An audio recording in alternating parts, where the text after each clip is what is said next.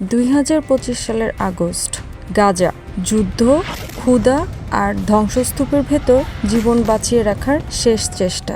আর এই ধ্বংসস্তূপেই শেষ হলো এক কিংবদন্তির জীবন, যিনি একসময় ছিলেন গাজার গর্ভ, ফিলিস্তিনি ফুটবলের রাজপুত্র সুলাইমান আল ওবাইদ। 1987 সালে জন্ম। শৈশব থেকেই ফুটবলের প্রতি পাগলামি। 2007 থেকে 2021 গাজার আল আমিরি ক্লাবের হয়ে অসংখ্য গোল, অসংখ্য জয়। সমর্থকদের কাছে তিনি ছিলেন গাজার পেলে। মাঠে তার গতি, নিখুঁত পাস আর গোল করার ক্ষমতা প্রতিপক্ষকে হতবাক করে দিত।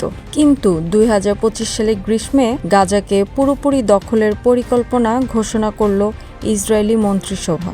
আন্তর্জাতিক মানবাধিকার সংস্থাগুলো সতর্ক করলেও বোমা পড়তে থাকলো। খাদ্য সহায়তা, পানীয় জল, ওষুধ সবকিছুর ঘাটতি।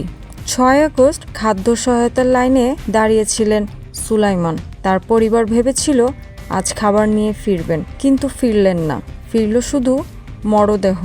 সুলাইমানের মৃত্যুতে কেঁপে উঠল ক্রীড়া জগৎ। লিভারপুল তারকা মোহাম্মদ সালাহ শোক জানালেন, এ এক অপূরণীয় ক্ষতি। উয়েফা বলল, তিনি ছিলেন ফুটবলের দূত, যুদ্ধের শিকার নন হওয়া উচিত ছিল।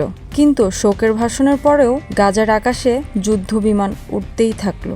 একজন ফুটবলার, একজন স্বপ্নবাজ, একজন মানুষ, যার শেষ ম্যাচ হলো যুদ্ধক্ষেত্র।